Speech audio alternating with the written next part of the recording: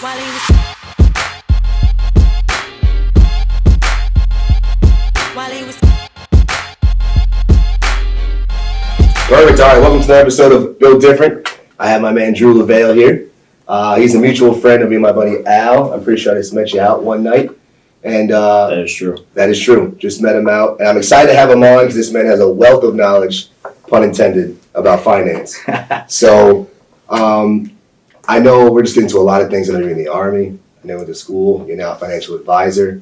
You're also trying to win the award for Best Dressed Financial Advisor, straight up. I definitely need all those awards for all of them. Straight up, though. But I like to start off and going into like an early life. What your early life was like. Where'd you grow up? Like family, everything like that. Because I know you're a super disciplined person. Yeah. You follow what you believe in, and it shows when even when I'm out with you, just like always level head. Good, calm. Like you say, you have to work on being happier. I've never seen you be angry, so I don't know the difference. But what was your early life like? You know, growing up and going to that. So I was born in Buffalo. I grew up in North Buffalo, so I grew up right near the Buffalo Zoo. Like I grew up, right around the corner from the Buffalo Zoo. I grew up on St. Lawrence. Like I lived on Florence. I lived on like a lot of streets in North Buffalo, but the family center was always, right near the Buffalo Zoo.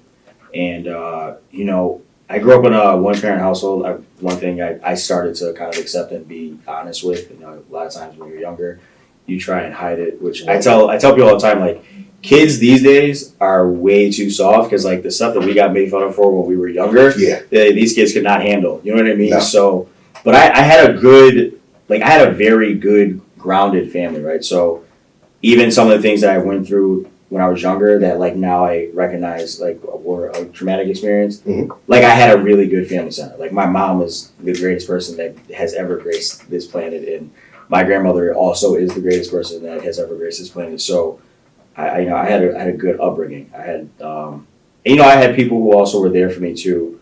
That were kind of like a father figure for me. So.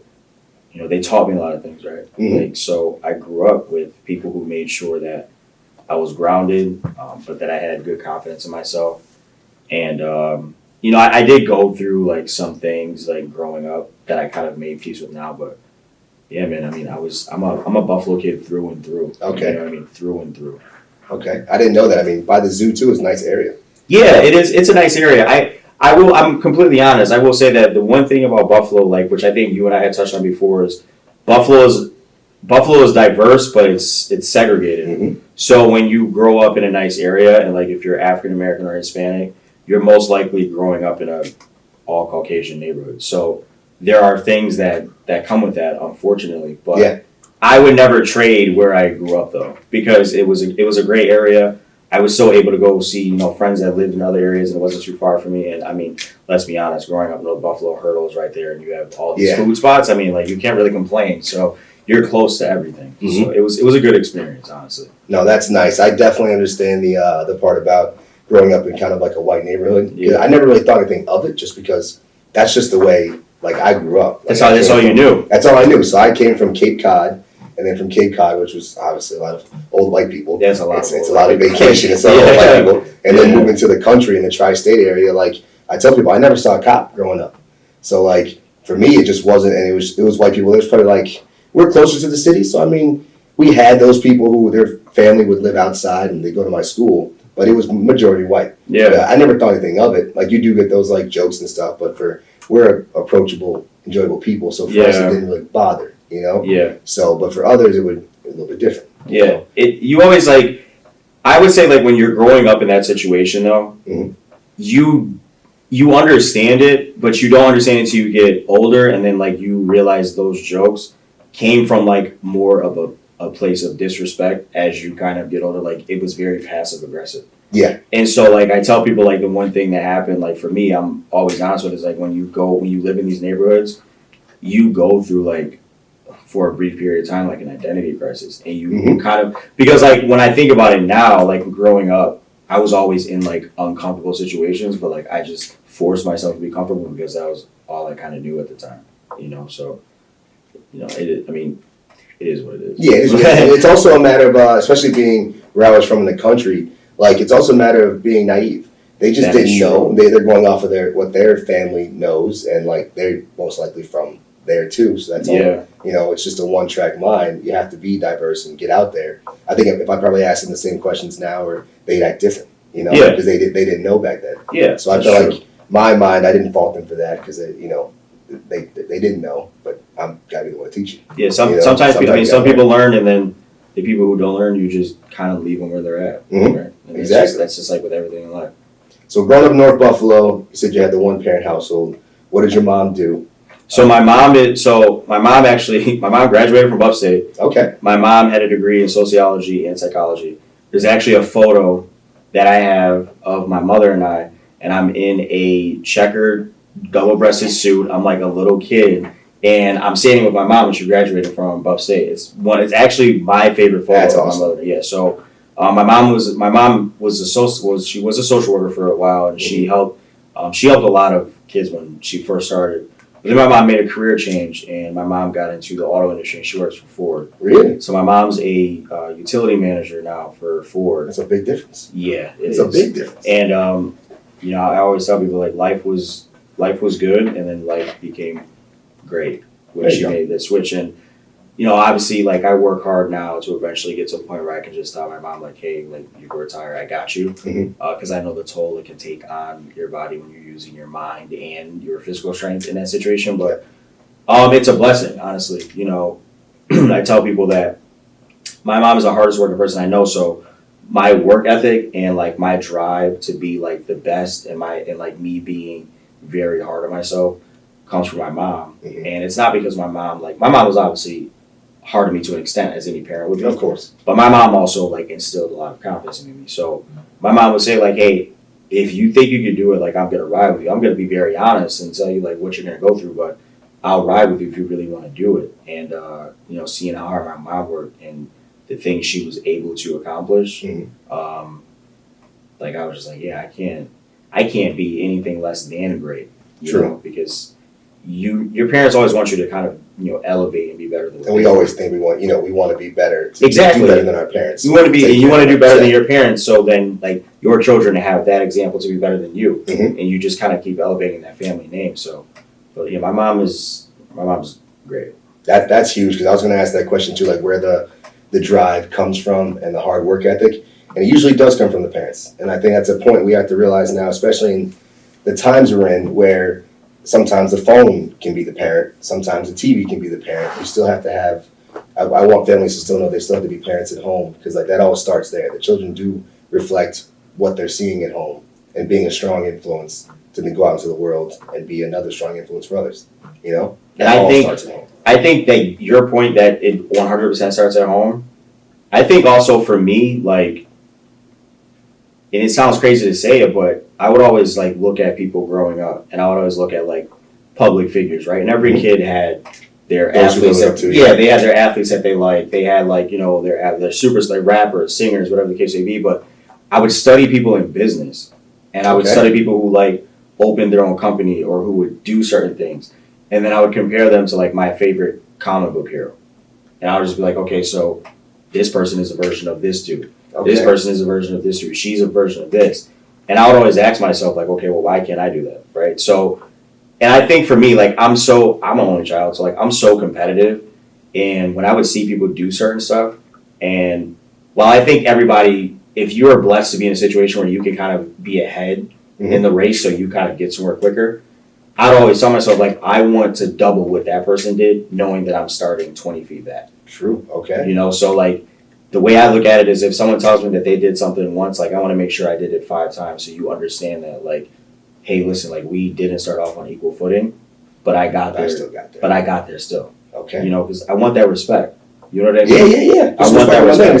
Exactly. Like, I want that respect. I want you to know that, like, when I walk in the room, like, I'm one of them. Like, I'm one of those people that made it, but, like, I didn't have the benefit of the nepotism to get there. Exactly. Which is built different. Exactly. You know? So I like that you said that, because that is so true. And just knowing that because it is a different type of feeling. Not saying, like, we work this hard to make it easier for our kids. Exactly. So it'll be a little bit nepotism, because we want them to have an easier path. Yeah. But knowing that you came from where you came from to get to where you are is also a very fulfilling feeling, knowing that you did it. And when I say that, I always clarify, like, I'm not one of those people. I'm never gonna sit there and say, like, I made it from the bottom. I was eating oodles and noodles for dinner. Like, I had, I was eating peanut butter. Like, listen, I was good. Like, my mom would go to work. If she worked a 3 to 11 shift, like, I came home from school, my dinner was already prepared in the fridge. All I had to do was pop it in the microwave. Like, I got shoes that I wanted. I got clothes that I wanted. But that's also a different drive, because when you see a parent working that hard, and you understand that, like, your parent is working that hard and they put you in a great position to win, but you just don't have some of the resources that some other people did, right? Like, I didn't have a parent that could give me $50,000 to start my own business. Now, my mom would have drove me to the end of the country to make sure that if someone was going to give me that money, I could get it. But my mom also instilled in me, like, if you have a good life, like, you're going to want to do certain things to maintain it. Mm-hmm. And my mom also instilled in me to make sure that, like, when I get to a certain point in life, that make sure that everyone around me is good, because she made sure everyone around us was, not just me, everyone around us was good if they needed anything. Again, my mom's a goat. I keep saying that's wonderful. No, my but mom's a goat. That's nice though. Yeah, she watches, and I'm sure you tell her all the time. Oh, I told her when this drops, it's getting sent right to her phone. And I expect her to put it right on the big screen, and I expect her to watch it. There we go. So you had that. What was it like in middle school, high school? I would imagine you played sports. If I was going to guess, you played some football. I played sports. I will be completely honest. I was not the best person. But you gotta understand that. So the high school I went to, literally everybody in my high school that I was friends, like, all of them were great at sports. So I also knew, like, come on, like, I'm 5'7". As a running back, I'm 5'7". But I knew, like, at the time, like, in high school, my body wasn't the same in high school as it is now. Like, I wasn't working out crazy. Mm-hmm. Like, I'm 200 pounds now. I was maybe a $147 in high school. You know what I mean? So I wasn't that dude that was just, like, going crazy. Like, not to say that I didn't have my fun, but I knew I wasn't gonna make it to the league or anything like that. Like, I knew for me to be at my height and at my size, like, I damn near had to be Torrey Holt or Antonio Brown. You know what I'm saying? Or Ed Reed for me to, like, kind of make it. But, like, shout out to the people from my age and when I graduated in 2007. Shout out to all my boys that made it, because they were dope. But, like, I had my fun. Like, I played sports here and there, but I would never embellish my sports career. I'm not one of those dudes that'll sit there and say, like, I dropped 4 touchdowns in one game, 6 interceptions, and was all Buffalo. I wasn't. Mm-hmm. But I had my fun. Like, I had, I was well known in high school. I started going out in high school, so I did. I kind of did my thing. You know what I mean? Like, I still had my fun, but.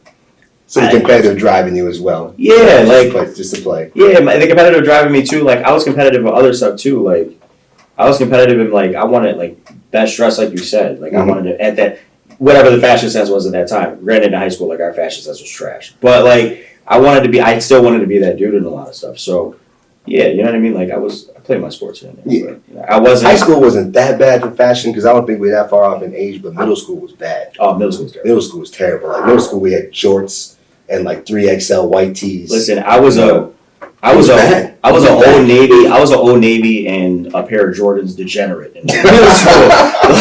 I was nuts. Like, you know what I mean? Like, I would have on a Gap outfit with the Jordan 3s, and I'm just like, when I sit back, I'm just like, what was I doing? Like, I go to my mom, like, what was I doing? And then I had that phase. No, it was that phase. I was wearing Hollister. I had no business. Listen, I started wearing Hollister in high school, and I was, like, wearing Hollister with, like, K-Swiss. And, like, when I think back to it, I'm just like... Kevin's like, yeah, K-Swiss. Yeah, it's just like, when I think back to it, I'm just like, what was I doing? Like, honestly... No excuse. Honestly, in high school, like, it was so bad because, like, honestly, in high school, like, I was a mix between like Will Smith when he first got to Bel Air and Carlton. Like, I was like, that's not terrible. There was parts of it where it was terrible, but I mean, everyone evolved though. My glow up was crazy. I'll be the first one. My glow up from high school to now was insane. Okay. I look at my high school stuff and I'm just like, when people say, like, Drew, can we see a picture of you in high school? Hell no. It's not the best. Yeah, hell no. Look at this picture of me 2 weeks ago. It's way better. Way better. So high school, you said you were just like, you played your sports. What was the other hobbies? So like I loved comic books in high school. Okay. So I was like a big comic book dude in high school. I traveled a lot in high school actually. So my great aunt lived in Arizona. My grandfather lived in California. Ah. And then I had an older cousin second cousin, she lived in Boston. So I traveled a lot. And then my mom and I would just like, we would take trips. So I have three godmothers. One of them official, two just like unofficial godmothers. Yeah, exactly. Family friends. Yeah, exactly. You know how black families are. Yeah. Like, you know what I mean? So like if your mom has best friends, those are your aunts. Yeah. Like, you know what I mean? So I had an aunt that lived in New Jersey, and then my other aunt, like I would just travel with her. Mm-hmm. So I would go to Jersey a lot. I would go to New York City a lot because I have family in New York City. Okay. And then I would go to Arizona for a summer. I would go see my grandfather. And then I would come back and I would go to Canada all the time. Okay. So I traveled as a hobby, and then I loved comic books when I was younger. So I would read comic books a lot. And then when I was 14, I went on a trip with a family friend of mine. He literally lived across the street from me. Mm-hmm. And his stepfather took us to Pennsylvania to meet his stepfather's dad. And him and I were just having a conversation. And like, I loved the stock market, like since I started when I was 14. He actually ended up buying me a subscription to The Economist for an entire year. Wow. So I started reading The Economist, and then I talked to my mom. I like convinced my mom and I went on a mother-son date to ETS when ETS was on before they moved to the location they're at now. Wow. When they were at the location where Evans Bank is, right on Elmwood, right there across from JT's. Okay, I know what it is. I didn't know that used to be. Yeah, so they used to be there, and my mom and I went on a ETS date, and I told my mom, I was like, hey, listen, like, with my allowance, you know, can you take part of my allowance and give me a subscription to the Wall Street Journal? So I started reading the Wall Street Journal when I was younger. So I'd read comic books, then I'd read the Wall Street Journal, then I would look at my favorite sports, like, and then I would go outside and be a degenerate. So I was like a well-rounded like person at that age. But you know, I still had like my moments. But yeah, like that's kind of like what my hobbies were. And, you know, I was kind of going through like what my fashion sense was, and like I was really into music, and like I had a diverse mix of music. Like I could go from, like I would literally just go from like listening to like a Biggie album. Like Jay-Z's my favorite rapper of all time. Okay. My mom, listen, my mom was one of those moms where like my mom had me listen like to Biggie. Like my first like Jay-Z, like she bought me Reasonable Doubt album. Like I listened to everything, but then my mom had me listen to like Tony Braxton, and then I was listening to like Blackstreet, and then I was listening to New Edition, and then my mom would randomly just pop on Celine Dion. So like I would just have like a good mix of music, you know what I mean? So, but that was like those were just my hobbies, and then I was an outside kid. Like I would go to one of my friends' houses, and we would just chill in the backyard, and you know their mom would make us dinner, and we'd play basketball, and then we'd go home and talk about like how we couldn't wait to get our braces off. Like, you know what I mean? Yeah. And thank God for braces. Now my teeth are straight and nice. Yeah. You know what I mean? I should have worn my retainers a little bit more, but that's yeah. I definitely would wear my retainers a little bit too long, so I would definitely have those issues. But you know, it paid out now. You know what I mean? It paid off a lot right now. Yeah. Well, you went into answering some of my further questions of how you got into finance and economics, and that was starting off with your friend, and he gave you the subscription. I could actually expound upon that too. The crazy thing about how I actually got into finance is when I was younger. I told you how we went on the trip, and I was like reading The Economist a little bit or whatever. But the one night, I was with my mom and my aunt and my grandmother. We're sitting in my grandmother's living room, and you know, at the time we were younger, this is when like we still had like TNT, like the original TNT, where they were just playing nothing but like movies and some sports stuff like that. And Wall Street came on with Charlie Sheen. Okay. So it was obviously the edited version, so my mom let me watch it because you know when like they would blur out the curse words and like fudge, and you're just like that voiceover is terrible. Yes. But I ended up watching Wall Street with my mom, and they fell asleep, but like I was just so interested in it. So I obviously at the time I had The Economist, and like you know obviously this is at the time when internet was first coming out, when like dial-up was around, so like if someone called you, the internet cut off. But I watched that movie and like dinosaurs. And like when I watched that movie, like I was just so into it. You know, like I was just like, wow, so like he bought this and like sold this, and like okay, so like he just did an option trade, and like, oh, so this dude just did like a hostile takeover, and he basically bought these shares of him at a discount.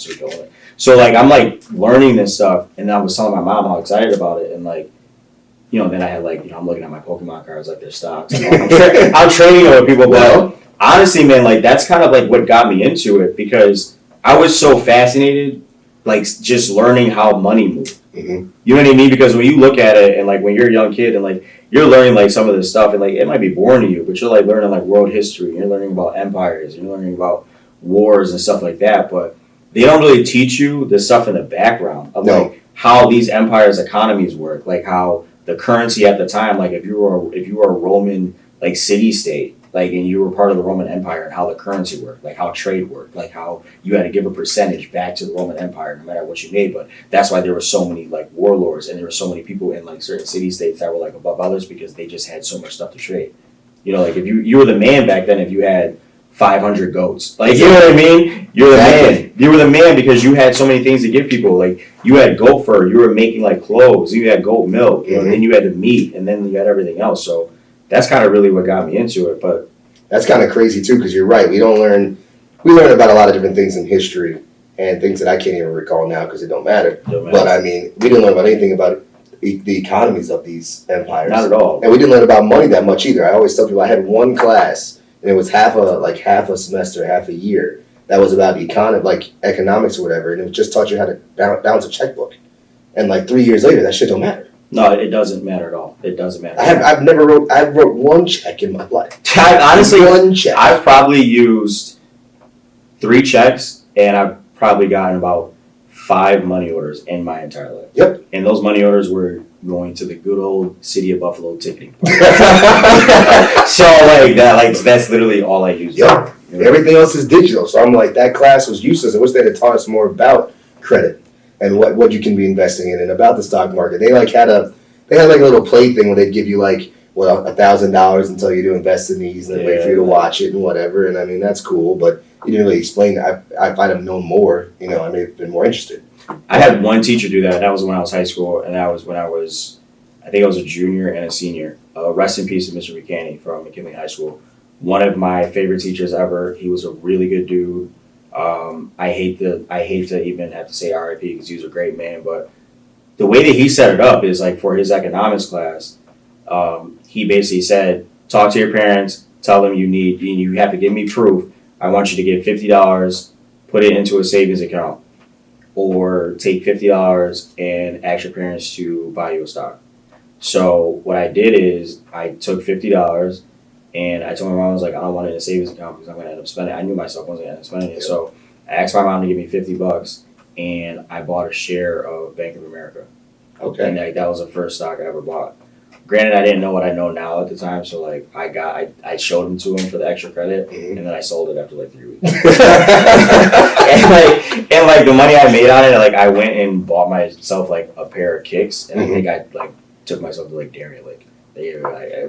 Which Darien Lake was lit back in the day, so I wasn't mad about it, but that was actually my first experience doing that, and I was under 18, so I actually had my mom buy it, and she was pissed because she thought she got the tax form. So she had to pay the taxes on it, but that was my shout out to Mr. McCanney again, rest in peace to him, but he was the one that kind of tried to teach us about that stuff. Which is huge because then you had a first taste of getting a return on something. Yeah, and you kind of seen what it was like to have a return on investment, and I didn't know what it was at that time, but even having a short-term capital gain tax and seen my mom have to pay 20% on it. Granted, it wasn't I made buku bucks. Yeah, you know what I mean? I was barely 1,000. I was 100 here. That was good at that time. I think I made maybe $65 on it at the time. But it was cool though. Which is more than you put 50. You doubled it and you got some more. Yeah, it was cool. And I blew it on a pair of sneakers I don't even have now. So it was cool. You know what I mean? But it was a learning experience. It was a learning experience. It definitely was a learning experience. Okay, so we're going to go into, I know we spoke about high school, we get into finance, and U.S. Army veteran. Yeah. Did you go right after high school? So I graduated high school in 2007. I went to ECC before I went to Buff State to get through my prereqs and stuff like that. Mm-hmm. So January 2008, I'm sitting there, I had a rough year, rough start to college just because some stuff that happened with the ECC, that some things that they had messed up. So I actually started off kind of behind, and so I was doubling up on classes. So I was taking a lot of my prereqs, I was taking math classes. To get rid of some of my prereqs and to never have to take them again, I took stats, which is one of the worst math classes you could ever take. But I took it. Yeah, I took it just because I knew if I took stats, I would never take a math lesson for the most part in college. But January 2008, like I'm sitting there, I'm talking on the phone to my older cousin. At the time, rest in peace to Vernon. But I'm talking to my older cousin, and I'm just like, bro, I can't do the stuff that you do. Granted, I'm God rest his soul. I'm not gonna say what he did, but I'm like, I can't do the stuff that you do. So I'm like, I gotta figure something out. I don't want to keep taking out massive student loans. Yeah. I also don't want to make my mom pay for school. My mom does a great job, but my mom is not in a position to shell out like 15, 20 grand a year. Not many are. So, my uncle was a Marine. My grandfather was a Navy corpsman. Okay. So it was in the family. And at the time, my he was my step cousin, but he was my uncle's stepson from his previous marriage that he had. So he was in the military already too. So there's 3 people that I have direct contact with in the military. And also in high school, obviously in high school you see kids that have they're in JROTC. Yeah, I did it for a week. Yeah, yeah. So like those kids, I would talk to them about it. So I ended up meeting with a Marine recruiter first. No shot. That is no shot right after that. It just wasn't for me. Like the way that they talked about stuff, I was just like, it's too. And I'm like, I can't even swim. I can't even swim. So like, what am I gonna do? Like, you're gonna throw me in the water. I'm gonna be lost, like finding Nemo, bro. I can't even do anything. Like, what do you think this is? Free Willy? Like, I'm not gonna be able to. I'm gonna die. Two great movies, but I'm gonna die. So I ended up meeting with the Army recruiter. I met with him like 3 times, and then he ended up taking me out to dinner the one day. And we were just talking. He was like, I know why you want to do it. And he was like, you don't have to sell me on like you're some patriotic dude. And I'm like, listen, I'm not super patriotic. I'm not this running down the street in a blizzard with a flag on. Like, I'm not that dude. But I understood the opportunity, right? So I ended up joining the military, and I went like so many places in the U.S. Like I've been to Fort Lewis, which is in Seattle, which is built right in front of an inactive volcano.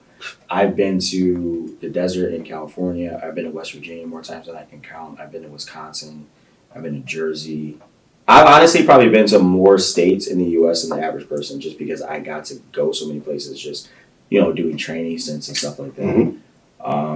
But the Army was what I got out of it. It was a good experience. I made lifelong friends in the military. I made lifelong mentors who I can still call to this day.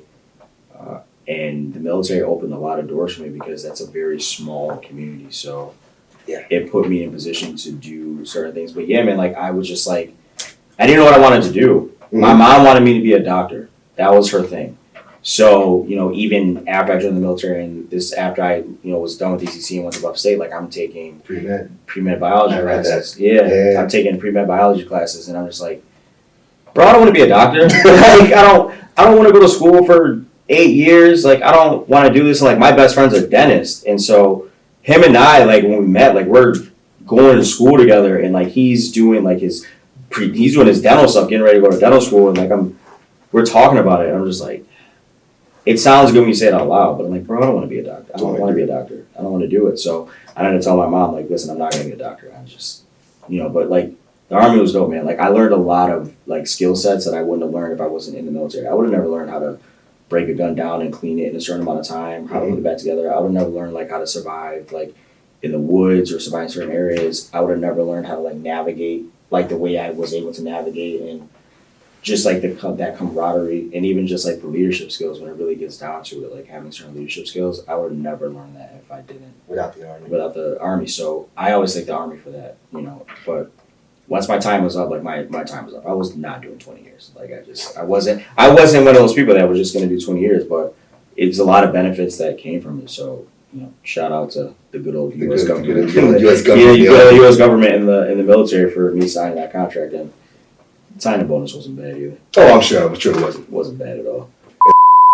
In the middle of each interview, I do something called the Rolling Stone round. Okay. So I ask a bunch of questions, just like this or that questions, and you just answer off the first thing that comes to your mind. I can whatever these questions that he's on. For for you though, I got some different ones. I had to switch them up. Oh, I was asking everybody the same questions, kind of like mixed up, We got a lot of new ones this time. I can't wait. All right, bet. All right. Let's do it. So this is a classic, but crunchy or smooth peanut butter? Smooth.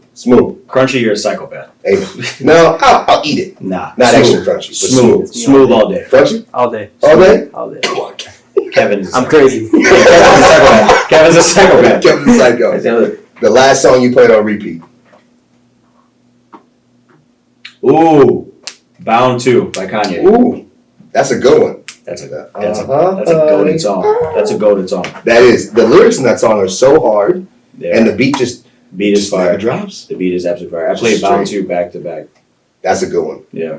If you're gonna pick, you're stuck on a desert island and had to watch 3 movies forever, which movies would they be?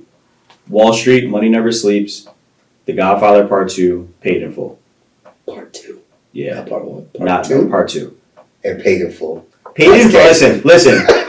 For anybody that doesn't know, Paid in Full is one of the top 10 best movies ever made. Hands down.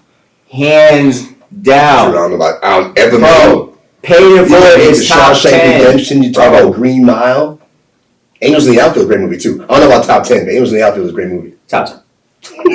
Paid in Full is top 10. Paid in Full. Okay. Ace Boogie? I put Give Me That Ringo? Time before Paid in Full. No. Hell no. Mm. Nah. I'm dying on that hill, Paid in Full. That's I'll die on fine. that hill by myself. Paid in Full is top 10. That's fine. Desert Island, top books you would bring. Top 3 books. The Laws of Wealth by Dr. Daniel Crosby. Mm. The Bible, obviously. Yeah. The third one. The Alchemist. Really? Yeah. Okay. Ain't bad. Gotta have the Bible. Gotta have the Bible. Gotta Biggie or be sure. Tupac? Biggie. Thank you. Biggie. Thank you. I don't Sorry to everyone who wants Tupac, but it's not. Listen, Tupac, I'm not gonna It's say. big. I'm gonna be politically correct and not say what I want to say about Tupac. Biggie. Biggie. Don't meet people like Biggie. Yeah, Biggie. Prince or Michael Jackson? That's a tough question. Gosh. That's a tough question. I told you I got some new ones. Oh gosh. Bro, I gotta go Michael Jackson. I had to. And that was a very hard pick. It's hard. That's because It's hard. honestly, You got Michael Jackson and got Purple Rain. Michael Jackson and Prince are honestly, you can make a case 1 and 2 greatest musicians ever of all time. Like of all You can time. make a case. But I gotta go Michael Jackson. I have to. More hits. More hits, cultural impact, memories that I have, like just listening to Michael Jackson's music. I gotta go Michael Jackson. Yeah. Like I Michael could Jackson. agree. I love some Prince. I Bro, don't know many people who Michael love Jackson Prince. was that dude. Yeah, he was. He was that. He was. This will spark a debate no matter what. I know the answer, but I hope you know the answer too. But I can't LeBron or Michael Jordan? Michael Jordan. Thank you. It's not even a debate. And I just want listen. I'm gonna look at the camera and say this. I am a huge LeBron James fan. He's obviously a huge LeBron James fan. Third LeBron James is top 3 greatest basketball players of all time, but no one on God's green earth is ever going to pass Michael Jordan. It's not even. Now you can make debates about other great basketball players and other great athletes, but the thing about it is Michael Jordan is a top 3 athlete ever. So Yeah. he's the GOAT. Right there with I would say right there with Tom Brady. Yeah, easily. Yep. Right Easily. there with Tiger Woods. Honestly, top 5 athletes. I know this is off the topic. Michael Jordan, in no particular order. Michael Jordan, Tom Brady, Tiger Woods, Serena Williams, Yes, I was gonna say Serena. and Barry Bonds. And Barry Bonds? Yes. Okay. Barry Bonds is the greatest baseball player ever, but that's a conversation for another day. That is. A happy conversation for another day. Yeah. Cake or pie? Pie, because I don't like cake. Okay. I'm not actually I don't really like a lot of sweet. Like I'm very picky with sweets. Pie. Pie. And you gotta go the crumbling apple pie. Or key lime. Key lime. Oh yeah. See, that's how I know you're from the tri-state. That's how I know you're from the tri-state. Because no one in their right mind is sitting there saying key lime. I'm just saying. When have you ever been to somebody's house and they said, you want a key lime? Well, I'm walking out of the crib. That's something. I'm going to Wegmans and I'm getting my crumbled apple pie. I'm getting a good little thing of non-dairy French vanilla ice cream, and I'm going to town. I'm gonna be happy about it. all right. I like apple pie, but key lime. That's nuts. My boy Andrew Bellows loves some key lime pie. He leaves reviews on key lime pie. He's a little ridiculous, but Key lime is absolutely insane. a penthouse or a country mansion? Country mansion. Boom. Family dinners, holidays, A lot of land. a lot of land. You could have your 5,000 goats and you'd be wealthy. You can. You got You're and with acres comes appreciation and value. So Yeah. I gotta go country mansion. All right. Amazon or Tesla? Amazon, Amazon. 100%. Winning the lottery or finding your soulmate? Finding your soulmate because I'm gonna make money regardless. All right. You know what I mean? That's a good answer. I don't want to. You could have all the money in the world, but if you don't got the right person with you, Yeah, I mean, who the hell wants to die alone? that's true. Rich and alone? That's nuts. It'd be very sad. Very, very sad. You'd be rich, but you'd be sad. It should be sad. And most people that win the lottery go broke anyway. Yeah, those who don't, you know. Yeah. We would know what to do. Yeah, exactly. We would know. Most people People go broke. Yeah, they Just spend it definitely because go you broke. couldn't make money beforehand. Getting more, not gonna know how to use it. Exactly. You know? Iron Man or Thor? Iron Man. Iron Man. Iron Man. All right. It's not a bad one. Because Iron Man, because I love how cocky that is.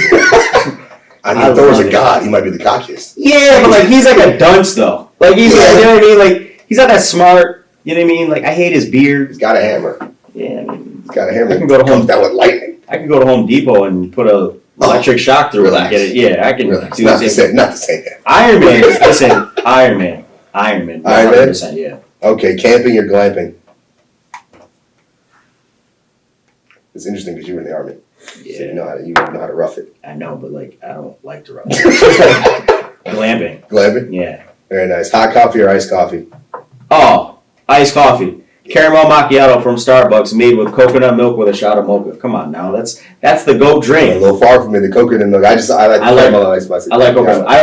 I don't eat dairy products except for like cheese because like vegan cheese is just disgusting. But I don't really like I don't do milk or anything like that. So coconut milk. Coconut milk. And coconut milk is very fire if you have it in the right dish. It's Okay. good money. Yeah. Time travel or teleportation? Teleportation. Really? I don't want to know. I don't want to know what God has in store for me in the future. I want to just get there. But even going backwards to change things. I wouldn't want to do it. Okay. You change where you were, then you change where you are. So I That's just true. Hot tub time machine. yeah. I just appreciate the journey. Yeah. Now teleportation. Now have you seen flight prices, bro? Imagine you could just teleport to wherever you want to go. No, I know. Yeah, you can't check your baggage, but I'm gonna just carry it with me and teleport myself there. I'm good. It's like I'm the good. Harry Potter when they apparate. Yeah, you're saving money. Yeah, that's You're true. good right there. That's true. Stuck outside in a desert or stuck in a blizzard? Yo, I'm not gonna lie to you. Stuck in a blizzard, Stuck in a blizzard? bro. I'm gonna tell you guys from experience. Okay, I had to do a training stint for basically like a month in the desert in California. When I tell you how terrible that was, I'd wake up, it'd be 95 degrees. It would then get to 110 degrees by 12 p.m. Mhm. Then I'd go to sleep, and at night, the temperature would drop from 112 degrees to 75 degrees. So that fluctuation in temperature, like you're cold because it dropped. Yeah. So then you wake up, you're free, you go to sleep, you're freezing, you wake up, you're in a sweat because you're so hot. And in a blizzard, I hate to say it because this sounds so terrible, but in a blizzard, at some point where you're literally like just about to freeze to death, it literally just, you fall asleep. Your body just like shuts down and you fall asleep. You die, but you're falling, you literally just go to sleep and die. When you're in a desert lake, bro, you literally just are hot. You dehydrate and then you die. Yo, I'll make a snow angel and croak before I freaking melt in the desert, all right? I don't like to, listen, the thing about it is I don't like to be hot. Like, being hot and sweaty makes me so uncomfortable. It's a real North Buffalo thing to say because I'm from Houston, so I would take a desert all day. Yeah, but like, I'm not doing it. You walk around in the snow, it's like everything looks like a tundra. It looks thousands of miles away. But bro, would you okay, let's think about it this way. Would you rather just like know it's about to be over for you and just like lay down in a snowsuit and just like Sweat to death. and just let it, or would you rather sit there, first of all, hallucinate that you think you see water, be surrounded by nothing but hot ass sand, and then you lay down and it's like super, super hot so you can't even die comfortably. You're just sweating. That's insane. It's a good question. So just Give me a North Face and a beanie. I'll die peacefully in the North Face. a beanie. I'm dying in peace. That's funny. That was a good Rolling Stone round. Yeah, that was good. I love that. That was So, solid. My next question, getting into like what you do in the finance, we're gonna dive into that. So one big thing, when I graduated college, one of the biggest recruiters out of college was Northwestern Mutual. And and my friend Bobby, shout out to Bobby Wilson, who's now a realtor who's doing very well, he worked for them for several years. Mm-hmm. Their idea of a financial advisor, I feel like, is a lot different than what you do. Because their idea of it was selling, what they do is life insurance. Yeah. They had you call your mama, your sister, everybody. And their quotas were like unreasonable. And they like bleed everybody out unless you really, really like make strides. And even when you're good, they still get you out. Mm-hmm. So and I almost worked with them too because I had the interviews, I made it and everything else. But like I was like, that's not what I want to do. Right. What does your day-to-day basis look like? And what do you do as a financial advisor? So I'm a financial advisor, and in this role, I'm a private client banker too. Okay. So I kind of do both, but I just kind of help people with the long-term investing part. So using like the stock market and using like investment tools to help you plan for like not your now, but like your later on. So how you have your money make money for you while investing, so that you can live comfortably in retirement. You can build that, which you and I always talk about, that generational wealth piece. So you can have assets to pass down to your kids. So your money is appreciating in value and not sitting there making nothing or depreciating, because buying power goes down every year. Like right now, inflation is at 7.9%. So like if you had $1 million in cash 2 years ago, not the buying power, right? So buying power, people don't understand like buying power. When I say buying power, I mean what your money was able to buy 2 years ago versus like how inflation and how it's gone up and what it actually could buy now. So from a buying power standpoint, $1 million in cash probably has the buying power to equivalent of like 700,000 right now.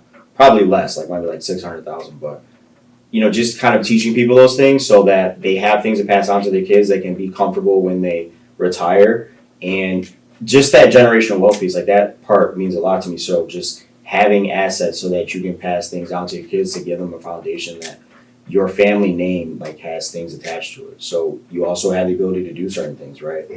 Investing your money and having your money work for you, and that's something I talk to my clients on a day-to-day about. That allows you to do things that are close to your heart. So if you want to be able to donate to your favorite charitable organization, or if you want to be able to build like a community center, if you want to start a company that has a positive impact on the world, right? Like, so an ethical company. Now you have the means to do that because you did X, Y, and Z. So I kind of walk them through that and kind of educate them on that part, because I understand that everybody doesn't know the things that I know, right? So being a financial professional, and like in my case, being a licensed professional, working with the stock market, so I have like certain licenses that I had to take exams for that I literally stayed up for days on end dreading taking. But taking these exams as a financial professional, I know, like statistically, I know more than 85 to 90% of the U.S. population on the stock market. The 10% that maybe know more or like more than me or what I do, usually work in the financial realm, or there's something that we like to call a sophisticated investor. So they're affluent enough where they've invested money, they've learned the market, and usually they still have a financial background. So teaching people about like what they can do is it's very important to me. That's why like on my Instagram, you see that I'm always posting an article from CNBC. Always on the stories. Always a story. So I want people to read them so they can like kind of understand like what's going on. Because when you know more, like you're also able to make a more educated opinion. Oh, of course. And you move different, right? So you gotta start making some reels of like your face of us telling you, but you telling, you know what I'm saying? But you gotta honestly, start. First of all, my camera placement's terrible, so I don't know what I'm doing. So I want to start doing that, and that's kind of like when I had talks with Drew on Facebook, which started during quarantine. I talked about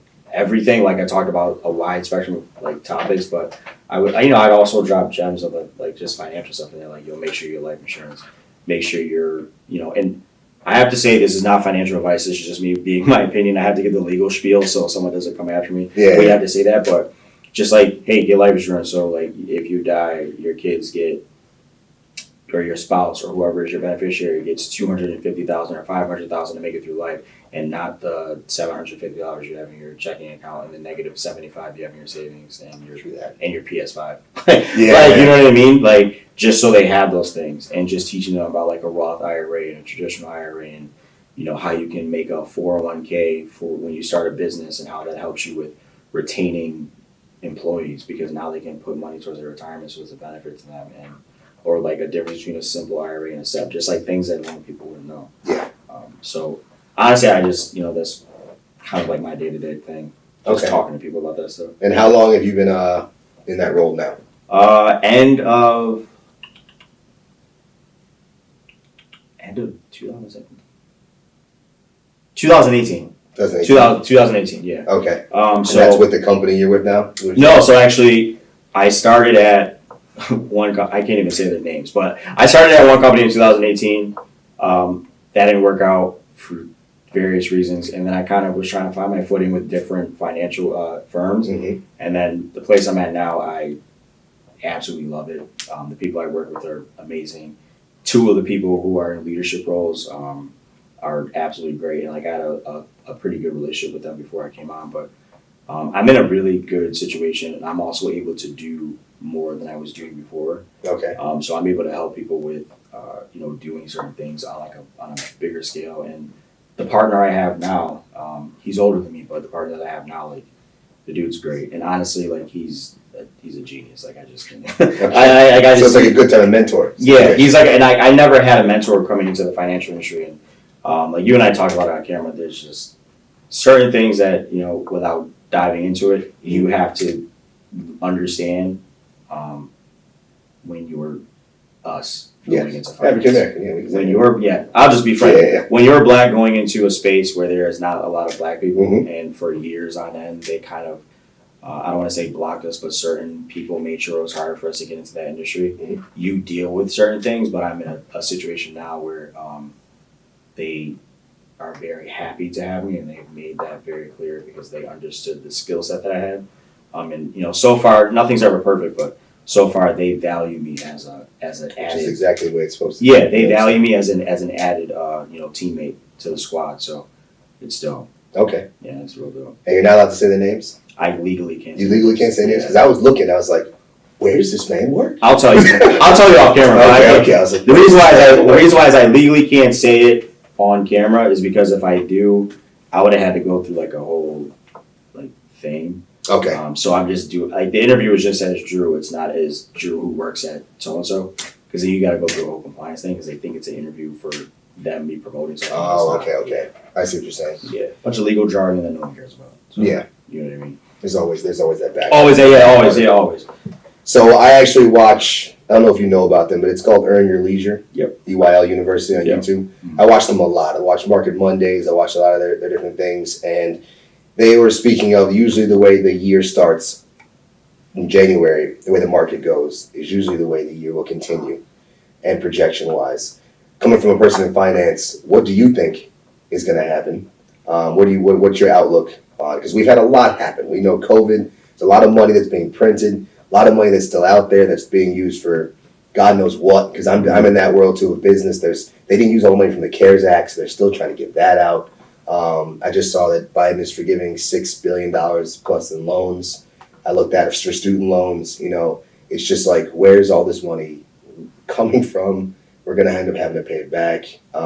Where do you see the market going and projecting? My opinion, it's going to fluctuate. Mm-hmm. We're always going to have volatility, right? For example, when we had the bull market from mid 2008, I could be off by like a couple months, but like mid 2008, right up until 2017, 18. We honestly had like an 11-year bull market, which is like honestly not really heard of. So there's going to be some rough times, but do I think that it's just going to be fire and brimstone the entire time? No. We've seen times like that where it's happened, but we also have to account that things have happened and I know conspiracy theorists always have their view on it, but like I know that the 5G towers caused COVID, but there's just things that like happen that like strategically we weren't really kind of prepared for. Mm-hmm. Like what is going on right now is absolutely horrible. While people knew that it was probably going to happen, the Russia-Ukraine conflict, no one knew like the exact moment it was going to happen. No one also knew what was going to happen when it did happen. So things are what they are now. I mean, do I think it's going to be completely terrible for 2022? No. I think there are some things that are going to happen that are going to be good. My opinion is, the reports that are coming out about climate change and how bad it really is and how we need to do something about it is going to open up a door for a sector that could be very fruitful in the future, right? Because with innovation comes innovating ways to make money, right? And at the end of the day, businesses too. Exactly, more businesses open when there is a new demand for something, and when you see a problem and you're able to solve it, like the board for problems is very big, and in each sector of a problem, you find one captain of industry that is able to see the problem, come up with a solution for the problem, monetize off that problem, and then they usually have the resources after they do that to expand and fix another problem. And while I will admit capitalism does breed people who see a problem and they capitalize on it and prolong the fix for it, innovation brings growth, right? And there's enough problems right now that we have that there are people who are going to be innovative enough to find ways to solve them. The energy crisis, finding a way for renewable energy, cryptocurrency. While I'm not the biggest fan of it, but like things that do with crypto, the things that happen with cryptocurrency. I mean, being able to use certain resources to basically do certain things, right? And I mean, there's going to be a fix for it eventually. So I think that there is some light at the end of the tunnel. I mean, opinion, there might be some rough times though. Yeah. But there was rough times during the Great Recession too. Yeah. And that was terrible, right? And that was caused by, subpar toxic debt in real estate that eventually popped because a bunch of greedy people were writing loans for people who were making $50,000 a year and were getting loans for $350,000 to buy a house, and they knew that wasn't good. But I mean, and there's obviously more factors that go into that. Yeah. But I mean, it's one of those things where we're kind of gonna have to prepare for a bumpy ride because there were some things that, while certain people may have knew that this could be a possibility, that happened. And I'm not going to sit here and say it's going to be terrible for the next 5 years. And I mean, there's always a bad, there is an area that is going to be able to do some good, so. This would be a conspiracy theorist that's been coming out. Right. But the housing market crashed. In my opinion, I think the next market to crash, or we're going to have some issue, is the credit. We have a lot of debt and a lot of people who are not, especially student loans, who are not paying it. And I just feel like it's the next thing that's going to have an issue. I mean, you could make a valid argument for it, but the thing about it is, for that to be an effect, for that to crash like on that in like the scale that you're saying, it would have to be a massive global crash. Because if you're talking about credit crashing and you're talking about debt, you're also talking about entire world economies crashing because most countries have a certain amount of debt. You know what I mean?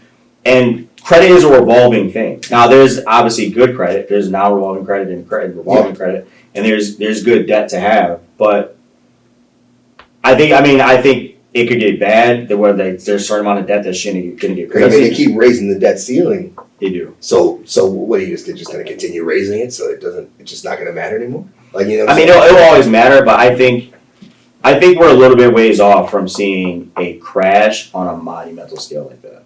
Okay. You know what I mean? Yeah. I think there are other things that are of concern that could potentially have a bigger issue than that, but the student loan conversation is also making headway where the conversations are being had, where people who are acknowledging who don't benefit from it, they're acknowledging that, which it is, but education is run as a business when you get to that higher straight up. education level. Straight up. I think things that have been happening, conversations that have been had, people putting things like in the forefront and saying like we need to really talk about this. I think it's going to have a change. I think it's eventually going to happen. I mean, if it's going to happen in 1 year, 2 years, 3 years, or 5 years, I don't know. But I don't think that that's going to be the big end all. I don't think that's going to be the crash that gets us out of here. To be honest, like that's just my opinion though. Yeah. Now I get why someone would say that though, and you're not like far fetched in your thinking. I just think that it's a little early to say that because, you know, there are things in place that if something like that was ever happen, that we have a fail safe to make sure that we are able to do certain things to make sure that everything doesn't collapse. Okay. You know what I mean? Yeah, Because if America's, I'll be honest with you, if America's economy crashes, Most everywhere else is there's not, the world it's over. like just cut the picture and that's it because our economy moves so much on a global scale. So there's obviously things in place to make sure that our debt and the credit doesn't just completely go kaput. Yeah. Now it'll be hard if that does happen, it'd be very hard for a lot of people and things would get rough, but it wouldn't be that very hard hard for a lot of people. It would be very weird. Yeah. Thank God I paid off my credit card today. There you go. There you go. Yeah, That's so a good thing. yeah. All right, so getting back into it, I want to know what you are currently investing in. Yeah, that's the question. What you're currently investing in, what you've been doing. I've been. How can I gotta delicately play this. I've been looking heavily into, not saying if I'm in it or not, but I've been looking heavily into the energy sector. Mm-hmm. I like renewable energy a lot. I think that's going to be the next, my opinion, going to be the next thing that kind of, because it's a need. Because like literally, if we don't figure something out, like we're gonna die. Like we're gonna die. Land before time is gonna be about us. So I've been looking at that a lot. I have my other sectors I look at, but like that's the thing that I've kind of been like doing my own research on a lot, like seeing what things are, capable, what things actually have a chance to kind of, be something sustainable for the future and like for the long term, and then kind of just paying attention to certain things that the government is doing, them being able to pass certain bills, and then looking at how the energy sector is going to be impacted by like the infrastructure bill and certain things that are kind of being put into place, and looking at some of the big players in the energy market that are in your like traditional things like natural gas and oil, looking at how they're pivoting and investing money from their research and development departments into like renewable energy and how they're saying they're going to cut their carbon footprint by a certain amount and kind of move forward into their renewable energy space. So I've been paying attention to that a lot. Okay. I know I dance around that, but it's just because you can't really say. I can't really say it because you're an advisor. You can't really. I can't really say it because someone can then legally say that I influenced their decision. Yeah. Like, even though Elon can tweet. Right. Elon. And honestly, I mean, he's got in trouble for it. I mean, he's gotten into a lot of trouble for it too. But like you mentioned, cryptocurrency earlier. Cryptocurrency has no real regulation, so he knew he could say whatever he wanted on that and influence it. So I was in that for a second.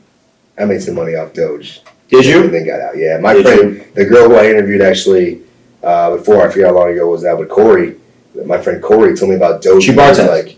She's a bartender at 500. Yeah, it was real cool. Yeah, she's super cool. She told me about Doge when it was like 0.002 or something, and I bought it at Doge and we just watched it go. It's like if it ever hit $1, like we're 100,000 there at that point. Yeah, you're making But I got in that and then I dipped out because it was just too volatile. Yeah, I mean it's extremely volatile. Cryptocurrency is extremely volatile.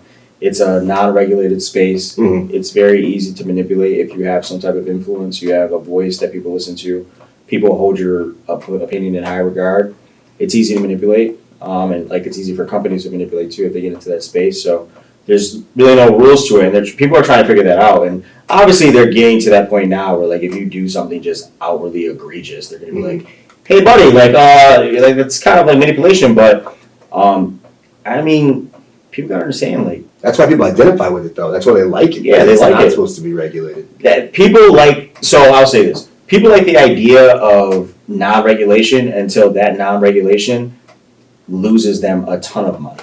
Yeah. Because currencies are easy to manipulate. I mean, currencies is one of the things that countries use against each other to affect each other when they know they don't want to go into an outright war, but like they want to make a point. I mean, they do cyber warfare, but then they also like manipulate the currency a little bit. They'll do something to make their dollar, someone else's dollar drop or things like that. So, I mean, you can do the same thing with cryptocurrency. And I mean, the problem is like with the major cryptos, like the major cryptos that a lot of people talk about, Ethereum, Bitcoin. it's a lot of whales who own most of the other coins. You know what I mean? So you got the people at the top that either bought it in the beginning and maybe you've seen the writing on the wall and mining it for years, and now they have so many coins, or people who just had so much money that they could buy it in bulk. And then you have the rest of us who, you know, even if you have like a little bit of money to play with, you're not at the level of these whales though, that just have so much that they could just buy it and hold it.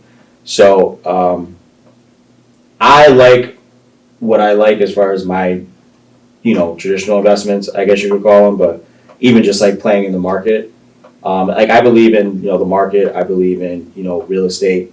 Those are the things that I believe in just because they're tried and true historically. I think cryptocurrency has a place, but there's some things that has to happen so people don't get screwed over. But that can happen in anything. It can. I mean, you saw AMC and GameStop, like that was controlled by Reddit. It can, but it's different though when you can have somebody who, like, outwardly says something that they know can manipulate the price of Bitcoin or Ethereum or Solar or, you know, or Doge or Shiba, knowing that they're not going to get in trouble for it because there's no regulation for it yet.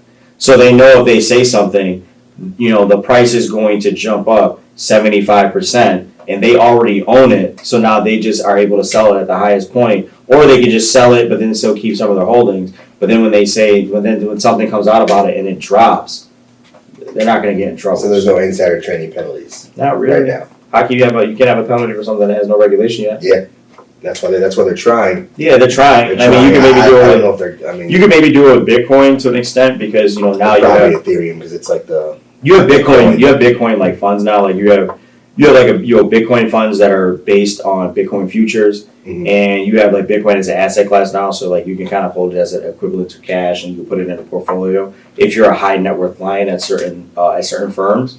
But besides that, I mean, it's just like these other ones.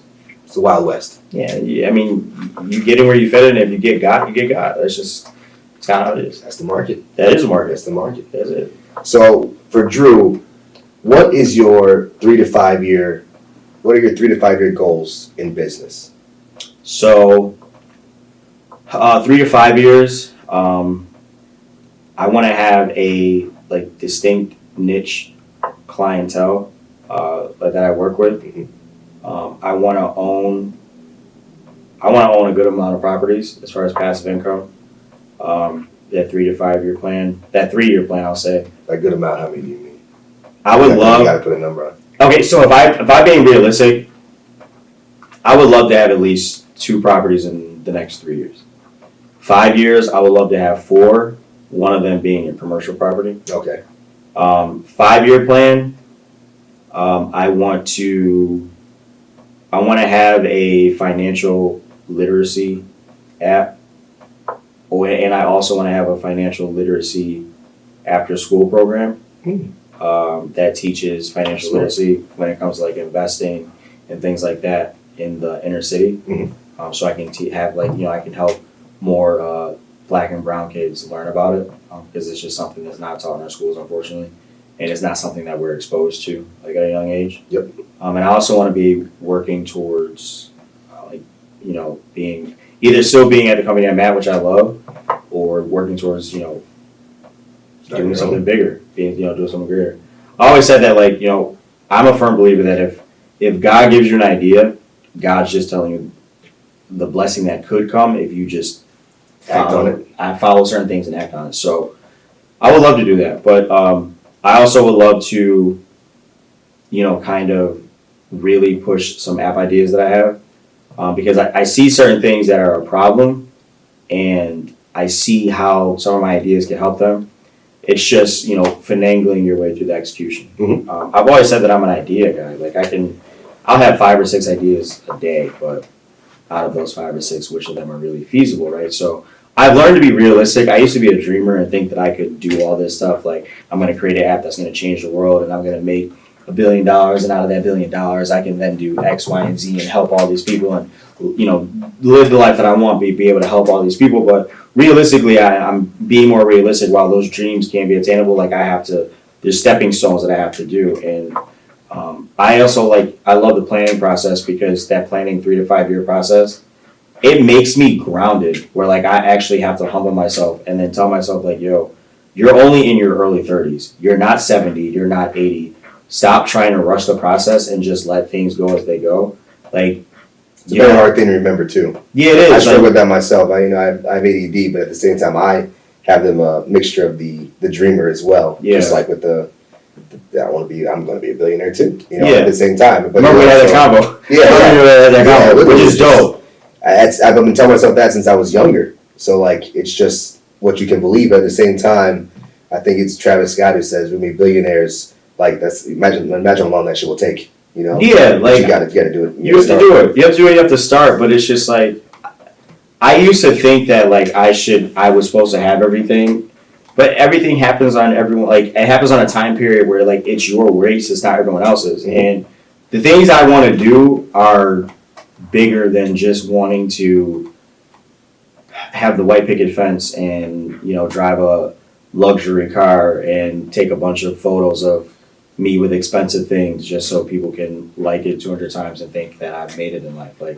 I want to be remembered. I want my legacy to mean something. I want to be remembered for doing something. I want my last name to mean something. That's the purpose of life. Yeah, that's the purpose of life. And I want to be a foundation for my kids and grandkids and everyone to kind of just look at okay, he did that and he laid the foundation for us. And honestly, in my life, I've, there's certain things that I did that set myself back, and there's certain things that I'm doing that kind of have me at a place where it's a slow roll. Mm-hmm. And just because I'm not where I want to be at yet doesn't mean I'm going to get there. Yeah, you know what I mean? The average person, honestly, the average person lives with more regret than failure anyway.